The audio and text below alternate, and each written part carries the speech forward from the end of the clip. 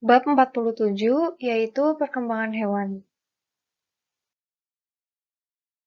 Konsep kuncinya yang pertama, pemupukan dan pembelahan memulai perkembangan embrio.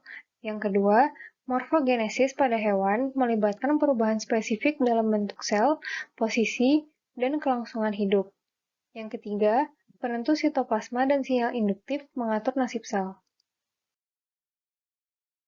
Yang pertama ada pemupukan dan pembelahan memulai perkembangan embrio. Pemupukan membentuk zigot diploid dan memulai perkembangan embrio. Reaksi akrosom melepaskan enzim hidrolitik dari kepala sperma yang mencerna bahan di sekitar telur. Pada fertilisasi mamalia, reaksi korteks memodifikasi zona pellucida sebagai penghambat lambat polispermia. Pemupukan diikuti oleh belahan dada. Periode yang cepat pembelahan sel tanpa pertumbuhan menghasilkan sejumlah besar sel yang disebut blastomer. Jumlah dan distribusinya kuning telur sangat berpengaruh pada pola belahan. Di dalam banyak spesies, penyelesaiannya tahap pembelahan menghasilkan blastula yang berisi rongga berisi cairan atau blastosel. Selanjutnya, morfogenesis pada hewan melibatkan perubahan spesifik dalam bentuk sel, posisi, dan kelangsungan hidup. Gastrulasi mengubah blastula menjadi gastrula, yang memiliki rongga pencernaan primitif dan 3 lapisan benih, yaitu ektoderm yang berwarna biru pada gambar, yang membentuk lapisan luar embrio. Lalu ada mesoderm yang berwarna merah, yang membentuk lapisan tengah, dan terakhir ada endoderm yang berwarna kuning, yang membentuk jaringan terdalam. Gastrulasi dan organogenesis pada mamalia menyerupai proses pada burung dan reptil lainnya. Setelah pembuahan dan awal pembelahan di saluran telur, blastokista tertanam di dalam rahim. Trophoblast memulai pembentukan bagian janin plasenta, dan embrio berkembang dari lapisan sel epiblast di dalam blastokista. Embrio burung, reptil lain, dan mamalia berkembang dalam kantung berisi cairan yang terkandung di dalam cangkang atau rahim. Dalam organisme ini, 3 lapisan germinal menghasilkan 4 membran ekstra embrionik, yaitu amnion, korion, kantung kuning telur, dan allantois. Organ-organ tubuh hewan berkembang dari bagian-bagian tertentu, yaitu dari 3 lapisan germinal embrio.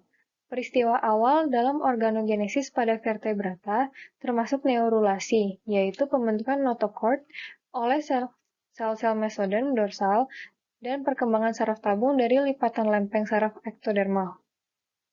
Penataan ulang sitoskeletal menyebabkan perubahan bentuk sel yang mendasari pergerakan sel dalam gastrulasi dan esis organogen, termasuk invaginasi dan ekstensi konvergen. Sitoskeleton juga terlibat dalam migrasi sel, yang bergantung pada molekul adhesi sel dan matriks ekstraseluler untuk membantu sel mencapai tujuan tertentu. Sel-sel yang bermigrasi muncul baik dari puncak saraf dan dari somit. Beberapa proses dalam perkembangan hewan memerlukan apoptosis, yaitu kematian sel yang terprogram. Selanjutnya, penentu sitoplasma dan sinyal induktif mengatur nasib sel. Salah satu cara untuk melacak nenek moyang sel embrionik adalah pengamatan langsung melalui mikroskop. Studi semacam itu menghasilkan peta nasib pertama. Diagram menunjukkan struktur yang muncul dari setiap wilayah dari sebuah embrio. Pada tahun 1920-an, ahli embriologi Jerman Walter Bock menggunakan pendekatan ini untuk menentukan di mana kelompok sel-sel dari blastula berakhir di gastrula. Peneliti kemudian mengembangkan teknik yang memungkinkan mereka untuk menandai blastomer individu selama belahan dada, dan kemudian penanda seperti itu didistribusikan ke semua keturunan mitosis dari sel tersebut. Jauh lebih komprehensif, pendekatan pemetaan nasib telah dilakukan pada makhluk yang hidup di tanah, yaitu Caenorhabditis algens, seperti yang ditunjukkan pada gambar di samping. Cacing gelang ini panjangnya sekitar 1 mm, memiliki tumbuh induk transsederhana dengan hanya beberapa jenis sel, dan berkembang menjadi dewasa yang matang atau hermafrodit hanya dalam 3,5 hari di laboratorium. Atribut ini diperbolehkan oleh Sidney Brenner, Robert Horvitz, dan John Stolsten untuk menentukan lengkapnya sejarah perkembangan atau garis keturunan dari setiap sel di C. elegans. Mereka menemukan bahwa setiap hermafrodit dewasa memiliki persis 959 sel somatik yang muncul dari sel telur yang dibuahi dengan cara hampir sama untuk setiap individu. Pengamatan mikroskopis yang cermat terhadap cacing pada semua tahap, yaitu pengembangan, ditambah dengan eksperimen di mana sel atau kelompok sel tertentu dihancurkan oleh sinar laser atau melalui mutasi, menghasilkan diagram garis keturunan sel yang ditunjukkan pada gambar di samping. Dengan menggunakan diagram garis keturunan sel ini, Anda dapat mengidentifikasi semua keturunan dari satu sel, sama seperti Anda akan menggunakan riwayat keluarga untuk melacak keturunan seseorang.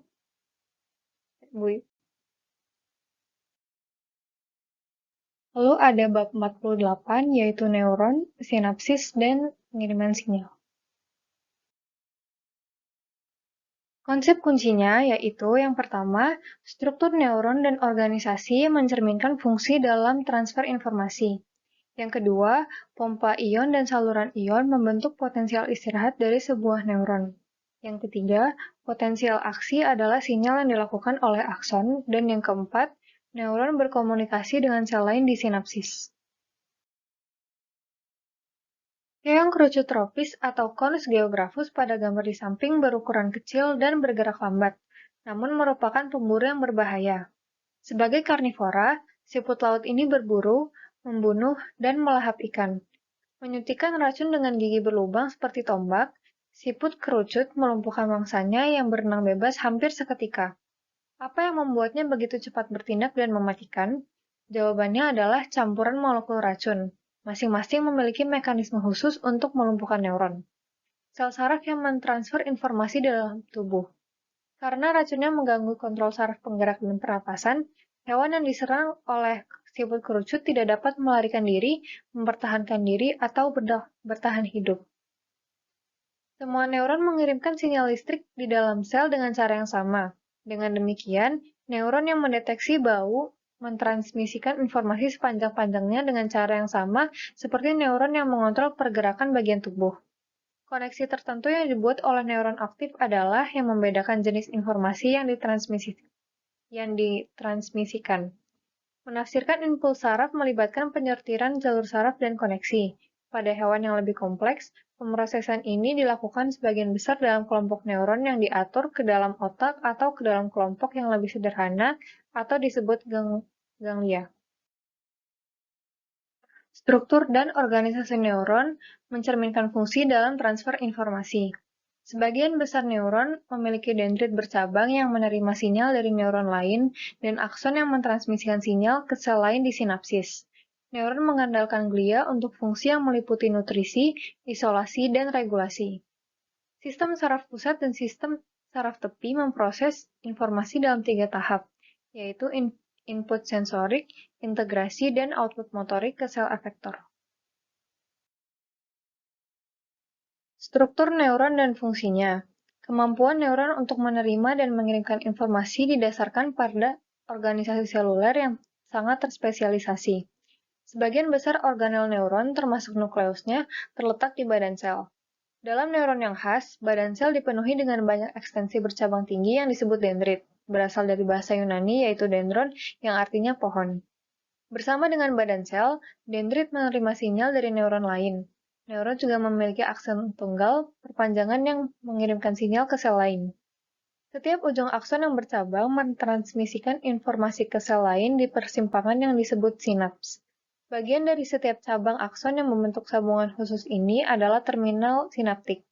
Pada sebagian besar sinapsis, pembawa pesan kimiawi yang disebut neurotransmitter meneruskan informasi dari neuron ke neuron pengirim ke sel penerima. Neuron vertebrata dan sebagian besar invertebrata membutuhkan sel pendukung yang disebut sel glial, atau glia dari kata Yunani yang berarti lem. Secara keseluruhan, jumlah glia melebihi jumlah neuron di otak mamalia sebanyak 10 hingga 50 kali lipat. Glia memelihara neuron, menyekat akson neuron, dan mengatur cairan ekstraseluler di sekitar neuron. Selain itu, glia terkadang berfungsi dalam mengisi kembali kelompok neuron tertentu dan dalam mentransmisikan informasi. Lalu ada pompa ion dan saluran ion yang membentuk potensial istirahat dari sebuah neuron. Gradien ionik menghasilkan perbedaan tegangan atau membran potensial melintasi membran plasma sel. Konsentrasi Na+ lebih tinggi di luar daripada di dalam. Kebalikannya berlaku untuk K+. Pada neuron istirahat, membran plasma memiliki banyak saluran kalium terbuka tetapi sedikit saluran natrium terbuka. Difusi ion, terutama K+, melalui saluran menghasilkan potensial istirahat dengan bagian dalam lebih negatif daripada bagian luar. Selanjutnya, potensial aksi adalah sinyal yang dilakukan oleh akson. Neuron memiliki saluran ion gerbang yang membuka atau menutup respon terhadap rangsangan, yang menyebabkan perubahan potensial membran. Peningkatan besarnya potensial membran adalah hiperpolarisasi, sedangkan penurunan adalah depolarisasi. Perubahan dalam potensial membran yang bervariasi terus-menerus dengan kekuatan satu rangsangan disebut potensial bertingkat. Potensial aksi adalah depolarisasi singkat, semua atau tidak sama sekali dari membran plasma neuron. Ketika depolarisasi bertingkat membawa potensial membran ke ambang, banyak ion gerbang tegangan saluran terbuka, memicu masuknya Na+ yang dengan cepat membawa potensial membran ke nilai positif. Potensial membran negatif dipulihkan oleh inaktivasi saluran natrium dan dengan pembukaan banyak saluran kalium berpintu tegangan yang meningkatkan K+ arus keluar. Sebuah periode refraktori berikut sesuai dengan interval ketika saluran natrium tidak aktif.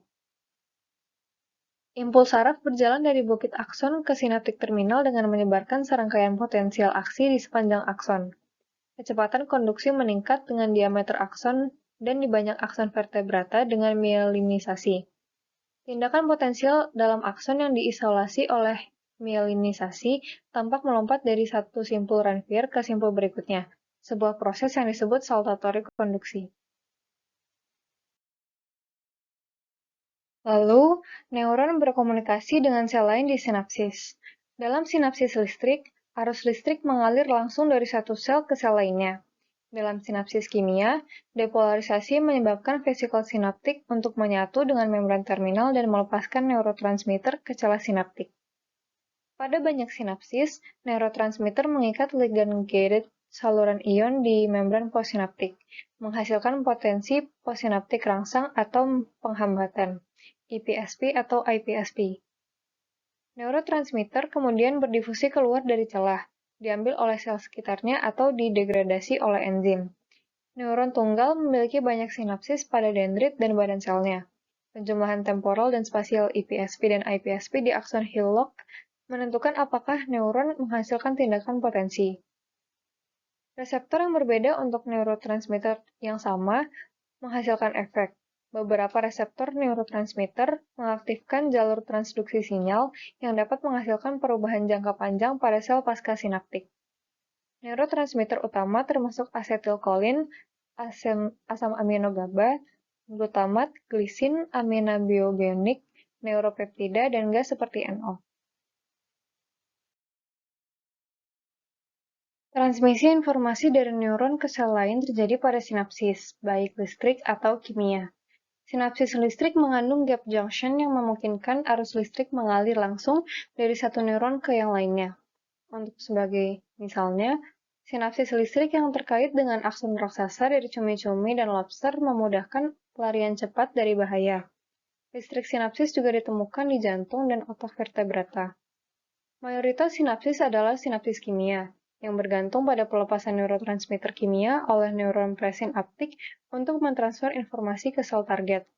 Ketika beristirahat, neuron presinaptik mensintesis neurotransmitter di setiap terminal sinaptik, mengemasnya dalam beberapa kompartemen tertutup membran yang disebut vesikel sinaptik. Ketika potensial aksi tiba di sinapsis kimia, itu mendepolarisasi membran plasma di terminal sinaptik, membuka saluran berpintu tegangan yang memungkinkan Ca2+ berdifusi masuk. Ca2+ konsentrasi di terminal naik, menyebabkan vesikel sinaptik menyatu dengan membran terminal dan melepaskan neurotransmitter. Neurotransmitter dilepaskan dari terminal sinaptik berdifusi melintasi celah sinaptik, celah yang memisahkan neuron prasinaps dari sel pasca-sinaps.